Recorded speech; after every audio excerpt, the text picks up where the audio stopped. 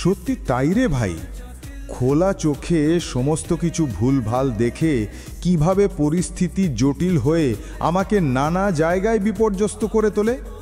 আজ সমুর সাথে আড্ডায় সেই গল্পই তোমাদেরকে শোনাবো।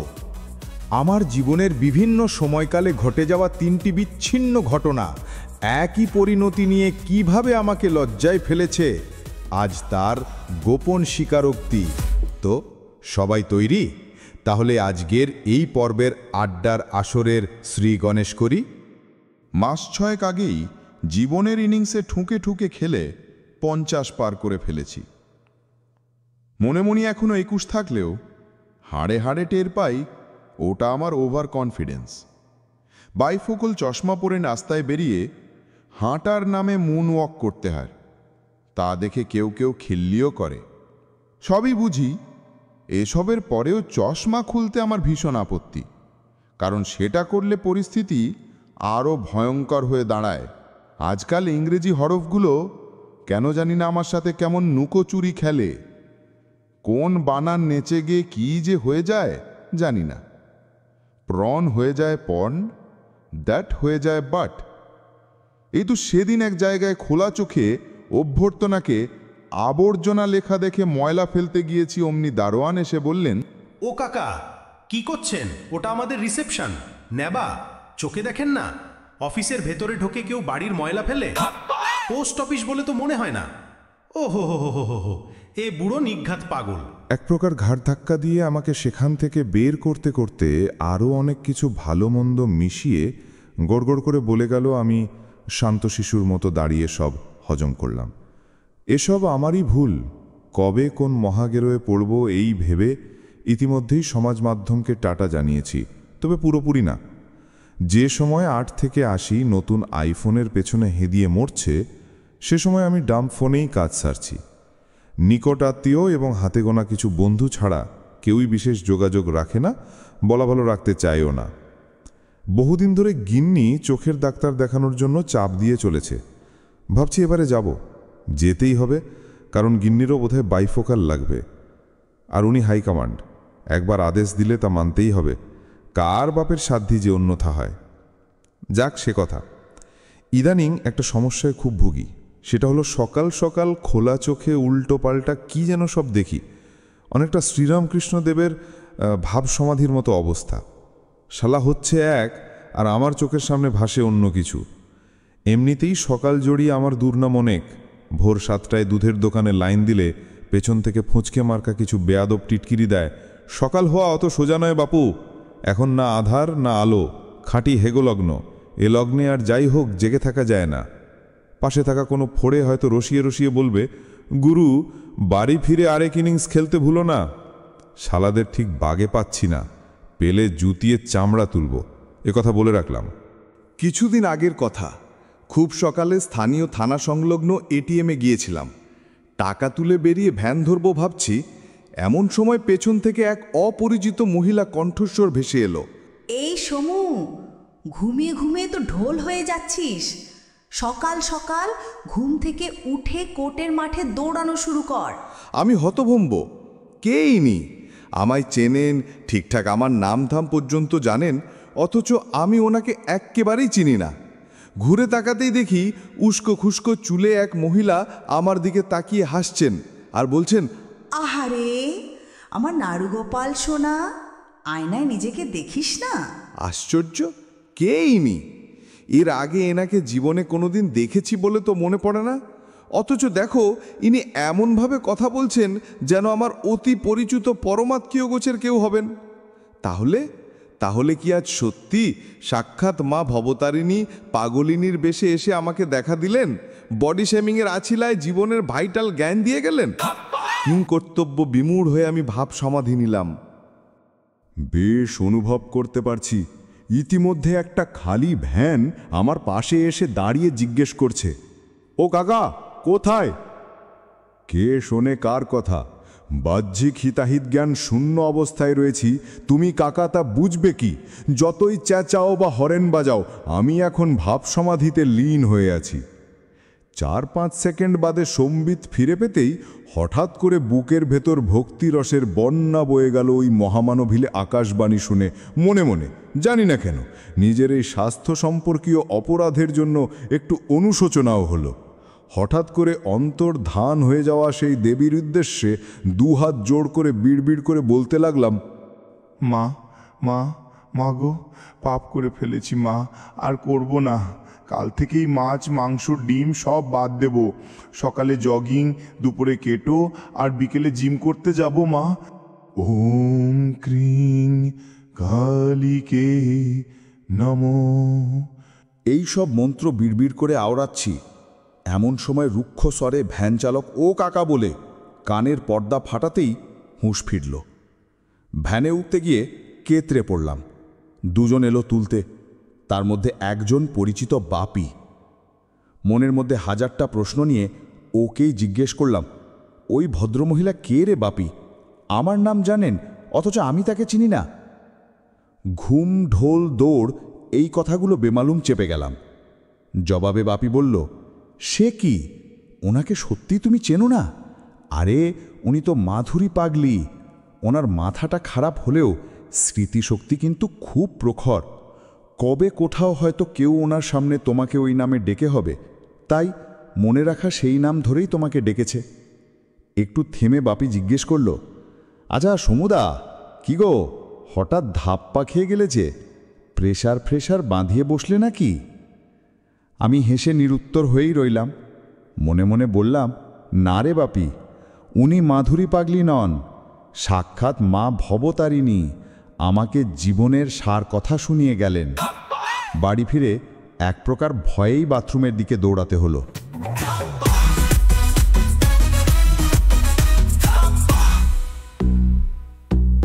দ্বিতীয় ঘটনা মধ্যমগ্রাম বাসস্ট্যান্ডের সামনে। ছোটখাটো একটা ভিড়সহ আমিও বাসের অপেক্ষায় আছি। এমন সময় সেখানে একটি সুন্দরী মেয়ে এসে উপস্থিত হলো। যেমন গায়ের রং তেমনি তার চেহারা। লাল টপ আর কালো জিন্স প্যান্টে দুর্দান্ত মানিয়েছে। দামি সানগ্লাস মাথায় তুলে রাখা আছে। বিলিতি ব্র্যান্ডের সুগন্ধিতে আপাদমস্তক মোড়া এমন এক সুন্দরী মেয়ে। অথচ দেখো, তাকে দেখে সবাই কেমন একটু একটু করে পেছনে সিটিয়ে যাচ্ছে। আমি মনে মনে বললাম, শালা মিডিল ক্লাস বং, তার লাখ টাকার ঢং। যাত্রী ঠাসা বাস এলো, সবাই সিটের লোভে এদিক সেদিক দখল নিল। সেই সুন্দরী মহিলা কিন্তু জেন্টস সিটেই বসল। ওর ঠিক পাশে সিট খালি। বসবো কি বসবো না ভাবছি, এমন সময় হেড়ে গলায় নাকি সুরে মহিলাটি বলে বসলেন, এই ঢ্যামনা সমু, এদিকে আয়, সিট ফাঁকা রয়েছে, বস। আমি আশ্চর্য হয়ে চোখ তুলে দেখি মহিলা আমাকেই ইশারায় দেখছেন। আশপাশের যাত্রীরা সবাই আমার দিকে তাকিয়ে। আমি সলজ্জভাবে বললাম, না, এই তো সামনেই নামবো। মহিলারূপী ওই ব্যক্তি তারপর গড়গড়িয়ে যা বললেন তাতে আমি আবারও ভাব সমাধি নিলাম। তুই না একটা পাক্কা ঢ্যামনাই রয়ে গেলি সমু। তুই কোথায় নেমে যাবি তার ঠিকানা কি আমায় নতুন করে বলতে হবে? তুই নিমকি শয়তান। চা খাওয়ানোর নামে 5 টাকার জায়গায় দুটো 50 পয়সা ডেনড্রাইটের সেটে হাতে দিয়েছিলি, মনে আছে? এবারে কালী পুজোয় দেখ তোর কি হাল করি। সীমা হিজড়ার অভিশাপ যদি না চাস তাহলে চুপচাপ দুজনার ভাড়া মিটিয়ে দিয়ে এখানে এসে বস। এতক্ষণে যাত্রীরা রসদ পেয়ে গেছে। দেখলাম দু একজন মুচকি হাসছে। নিজেকে নিজেই গালাগাল দিলাম। ব্যাটা ছেলে, ওই টাইট জিন্স লাল টপ পরিহিতা রূপসীকে দেখে কেমন মজে গেলে যে রুস টমটম মাখানো গালটা আদতে গতকালের ক্লিন শেভ করা তাও ঠাউর করতে পারলে না। যেটা দেখে বেশি আকৃষ্ট হলে, মানে অন্তরটা, সেই অন্দরমহলে তোমার প্রবেশ নিষেধ, পাক্কা মাকাল ফল। আমি আদেশ মতো ভাড়া মিটিয়ে সীমা হিজড়ার পাশে বসে সমাধিস্থ অবস্থায় গন্তব্যে নেমে সেইবারের মতো হাঁফ ছেড়ে বাঁচলাম।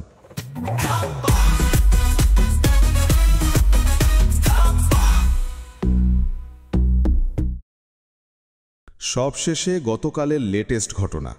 সকাল সকাল বাড়ির কাছাকাছি এক ডায়াগনস্টিক সেন্টারে গিয়েছিলাম নাম লেখাতে। তখন ভোর 6টা, 6:30 হবে। আমার জন্য যদিও শেষ রাত, তবুও বইয়ের গুঁতোয় উঠতে হয়েছে। পাড়ার মধ্যে দিয়ে কিছুটা পথ চলতেই কেলো আর মেম, শতভাগ দেশি সারমেয় যুগল আমার পিছু নিল। দুটোই আমার পরিচিত, ওই পাড়াতুতো সম্পর্ক আর কি। সঙ্গ দিতে ওরাও গুটি গুটি পায়ে দিব্যি চলেছে আমার সাথে। সেন্টারের কাছে এসে দেখি সেটি সদ্য খোলার প্রস্তুতি নিচ্ছে। কেলো আর মেমকে বললাম, যা আম্মানির মুদির দোকানের সামনে গিয়ে চুপটি করে বস। এখানেই অপেক্ষা করবি, কিন্তু এদিক ওদিক যাস নে। উটকো ঝগড়াঝাটিতে না জড়িয়ে লক্ষ্মীটি হয়ে থাকলে ঘোষদার দোকানে নিয়ে তোদের দুটোকেই লেরো বিস্কুট খাওয়াবো। এ কথা বলে আমি অ্যাপয়েন্টমেন্ট নিতে চললাম সেন্টারের ভেতরে।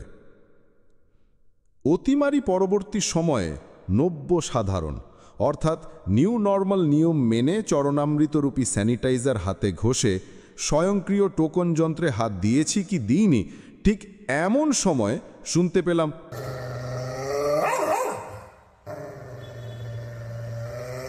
আমি ভয়ে কাঠ, সর্বনাশ।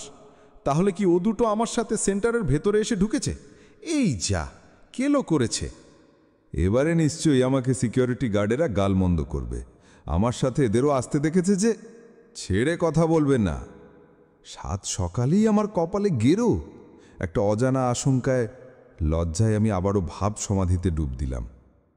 কোনো মতে টোকেন সংগ্রহ করে পিছনে তাকিয়ে বিস্মিত হলাম। এ কি দিব্যি সারমেয় ছিলি, কোন জাদু বলে মানুষের রূপ ধারণ করলি? এখন প্যান্ট গেঞ্জি পরে সিকিউরিটি গার্ডের সাথে ঘেউ ঘেউ করছিস? শালা নেড়ির দূর। বিলিতি বিস্কুট গিলেও তোদের গুঁচাটার অভ্যেস যায় না। বলেছিলাম না চুপচাপ বাইরেই বসে থাকিস? সে কথায় পাত্তা না দিয়ে বেটার ছেলে দুটোই মিলে এখানে ঢুকে কেওড়া করছ। আশ্চর্য হওয়ার হয়তো আরও কিছু বাকি ছিল এরপর, যখন দেখলাম দুজনেই ঘেউ ঘেউ করতে করতে হঠাৎ করে পরিষ্কার বাংলায় বলছে, আমরা আগে এখানে এসেছি, আগে টোকেন পাওয়ার কথা। তাহলে আপনি ওনাকে কেন আগে টোকেন নিতে দিলেন? জবাব দিন। শুনে মনে হলো আইনে না লাইনও আর পিছনে আসলেন? আইনে আর সামনে সিট ফাইলেন কেমনে? আগরতলাগামী বিমানের এক যাত্রীর মুখে এই একই অকাট্য যুক্তি জানি না শেষ কত বছর আগে শুনেছিলাম। আজ তার হুবহু মিল খুঁজে পেলাম। নির্দোষ সিকিউরিটি গার্ডের নিষ্পাপ মুখটা দেখে মনটা সত্যিই খারাপ হয়ে উঠল। শুধু শুধু আমারই জন্য বেচারা ভদ্রলোককে ভুগতে হচ্ছে। একটু আগে দুহাত জোড় করে যে ভদ্রলোক আমাকে সুপ্রভাত সাদর সম্ভাষণ জানিয়েছিল, সেই সিকিউরিটি গার্ডের অসহায় অধবদন মুখটার দিকে তাকিয়ে ইচ্ছে হলো সদ্য পাওয়া টোকেনটা ভদ্রবেশী কুকুর দুটোর হাতে তুলে দিয়ে দুটোকেই যা চু বলে তক্ষুনি সেখান থেকে তাড়িয়ে দেই। কিন্তু সেই মুহূর্তেই রিসেপশন কাউন্টার থেকে ঘোষণা হলো, টোকেন নম্বর D1, আপনি 4 নম্বর কাউন্টারে চলে আসুন। অগত্যা সেই ইচ্ছের গুড়ে স্যান্ড ঢেলে কাউন্টারের উদ্দেশ্যে রওনা দিলাম। যেতে যেতে কেলো আর মেমের হঠাৎ করে পাওয়া প্যান্ট গেঞ্জি সম্বলিত মানুষরূপী চেহারাটা ভালোভাবে দেখে নিলাম। মনে পড়ল এই চেহারা দুটি হয়তো এর আগেও কোথাও দেখেছি, কিন্তু ঠিক কোথায় তা ঠাউর করতে পারলাম না। যাদের চেহারার সাথে মিল খুঁজে পাচ্ছি, যদি সত্যি সত্যিই তারাই হয়, তাহলে ওটা কোনো ব্যাপারই না, ওদের জন্য অতি সাধারণ বিষয়। নইলে সাত সকালে আগে আমি বলে অমন ঘেউ ঘেউ ওরা ছাড়া এ পৃথিবীতে দ্বিতীয়বার কেউই যে করবেন না, তা আমি শতভাগ নিশ্চিত হয়ে বলতে পারি। পরিস্থিতির ডামাডোল, যাকে বলে তুরীয় অবস্থা।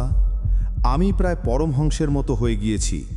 আমার চোখ দেখছে দুটো কুকুরের ঘেউ ঘেউ, অথচ বাস্তবে তারা দামি জামা কাপড় পরিহিত রীতিমতো ভদ্রলোক। নিশ্চয়ই আমার বাহ্যিক জ্ঞান লোপ পেয়েছে, কারণ আমি তো তখনও ভাব সমাধিগ্রস্ত হয়ে আছি।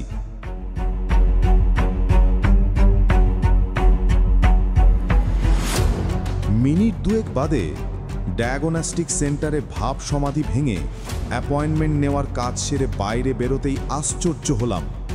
এ কি দেখছি আমি? আমার পরিচিত সারমেয় যুগল আমার দেওয়া আদেশ মতো যথাস্থানেই প্রতীক্ষায়। অনেকটা অজান্তেই মুখ থেকে বেরিয়ে এলো, তোরা যদি এখানে চুপচাপ বসে, তাহলে ভেতরে এখনো মানুষরূপী যে দুটো কুকুরের মতো ঘেউ ঘেউ করছে, ওই দুটো কারা? আর এখানে ভদ্রলোকের মতো শান্ত শৃঙ্খলাবদ্ধ হয়ে বসে তোরা কারা?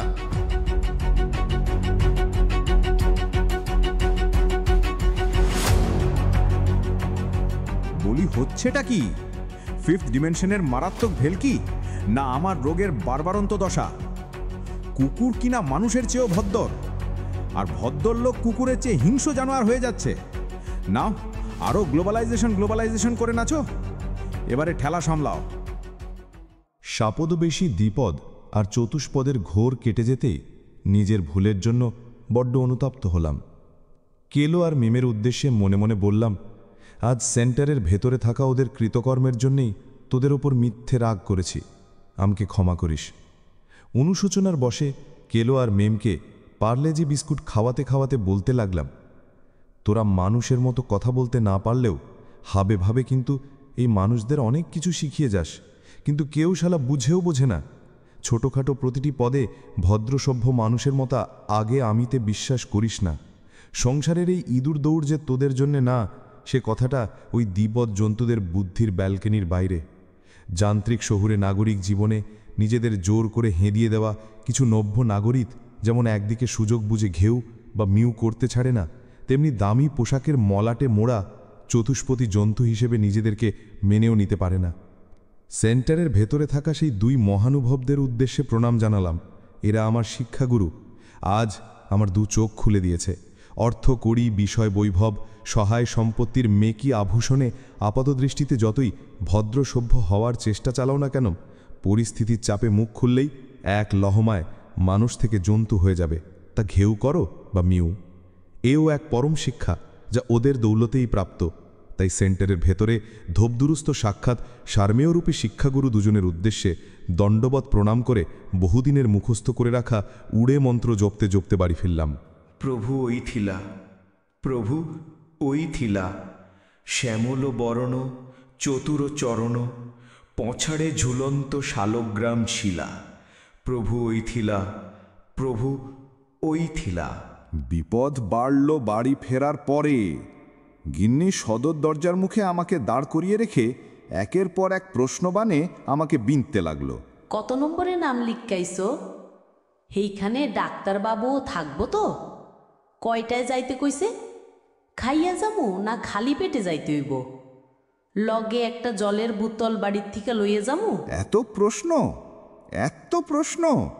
আমি কি সরকারি তথ্য কেন্দ্রের কেরানি যে জবাবদিহি করেই যাব? মগজের ফিউজে শর্ট সার্কিট হয়ে গেল। শুনতে শুনতে মেজাজ গেল বিগড়ে।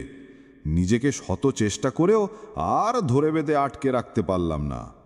7-5 না ভেবে শেষে বলেই ফেললাম, চুপ চুপ চুপ! তখন থেকে কুত্তার মতো খালি ঘেউ ঘেউ করতে আসে। এ কি বলে বসলাম? কাকে বলেছি এসব কথা? কেনই বা শুধু শুধু বলতে গেলাম? এবার কি হবে? দুবেলা খাবার বাড়ি পৌঁছে দেওয়ার হোম সার্ভিসের লোকটার ফোন নাম্বার কোথায় যেন লিখে রেখেছি। গৃহকর্ত্রীর দৃঢ় অভিমত, আমার বচনবাণীর নাকি আশু শুদ্ধিকরণ প্রয়োজন। তাই সেই স্তক খিদে মেটাতে শুধু তেতো গ্রিন টি হজম করে চলেছি। শুদ্ধিকরণের মধ্যে দিয়ে সব কিছু ধুয়ে মুছে আমার দৃষ্টি বিভ্রাটেরও যদি কিছু হিল্লে হয়, এই আশায় প্রতিনিয়ত মা ভবতারিণীকে স্মরণ করে ক্রমাগত জপেই চলেছি। মা মা মা গো, পাপ করে ফেলেছি মা, আর করব না। কাল থেকেই মাছ মাংস ডিম সব বাদ দেব। সকালে জগিং, দুপুরে কেটো, আর বিকেলে জিম করতে যাব মা। কুরু কুরু কুরু ওম ফাট। আব্বা! উপরোক্ত রচনাটি গ্রন্থসত্ত্ব সংরক্ষণের জন্য পঞ্জীকৃত। এই রচনার মাধ্যমে কোনো জীব, ধর্ম, ভাষা, অঞ্চল, জাতিকে হেয় করার বিন্দুমাত্র প্রচেষ্টা করা হয়নি। তবুও যদি কোনো স্থান, কাল, পাত্রের সাথে যদি কোনো সাদৃশ্য খুঁজে পাওয়া যায়, তবে তা অনভিপ্রেত এবং কাকতালীয় হবে। দেখো দেখি, কথায় কথায় কত সময় পেরিয়ে গেল তা বুঝতেই পারিনি। তা কি কেমন লাগলো আমার এই গল্প? কমেন্ট বক্সে তোমাদের মতামত জানাতে ভুলো না যেন। আজ তাহলে বিদায় নিচ্ছি। সমুর সাথে আড্ডার আগামী পর্বে তোমাদের সবার সাথে আবারও দেখা হবে, এই প্রতিশ্রুতি দিয়ে আজ উঠছি। ভালো থেকো সবাই।